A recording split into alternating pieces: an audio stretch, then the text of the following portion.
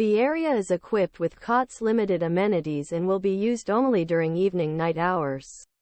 Officials said. It applies only to families who have been determined to be eligible for emergency housing, meaning they are pregnant or have children under 21 and make less than 115% of the federal poverty guidelines.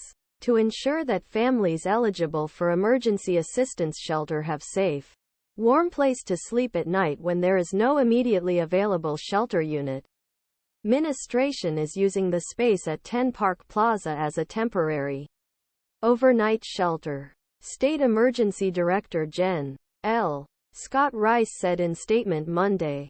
To house homeless immigrant families as temperatures drop, Massachusetts officials are converting conference rooms on the second floor of the state transportation building in Boston into congregate shelters.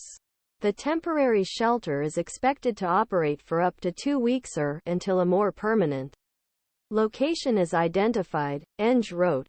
The Massachusetts Department of Transportation and MBTA, in coordination with other state agencies, took action to assist arriving families, he wrote.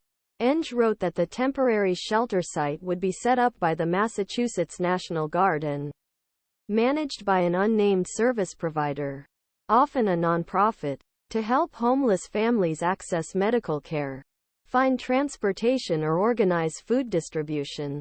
In Massachusetts, the only state with a right to housing mandate, homeless families have been guaranteed housing for decades under a law dating from the 1980s. But Gov. Maura Healey recently decided to limit how many people can live in the shelter system. And lawmakers recently failed to agree on a sweeping spending bill, leaving hundreds of millions of dollars designed to maintain Massachusetts' emergency shelter system in limbo. Over the weekend, Healey told NBC 10's Troubled that we need funding for emergency shelter. House Speaker Ron Mariano said in a statement that his chamber remains committed housing homeless families and will continue to encourage the Healey administration designate more shelter space. The House spending bill language would force the Healey administration to spend $50 million on extreme shelters. Spokesman Joe Pesaturo said the temporary MBTA CharlieCard store will remain open in conference room 6. The MBTA moved the store to a conference room in September due to an air conditioning maintenance issue at the permanent store at Downtown Crossing. The two officials asked the Globe reporter to stop taking photos and closed the conference room door.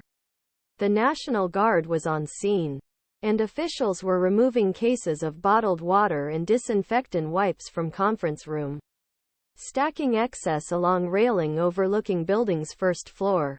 Workers unboxed the fire detectors and brought them into the conference room. Workers set up an emergency shelter in the state transportation building. StoutGlobe staff State Department of Transportation spokeswoman Jacq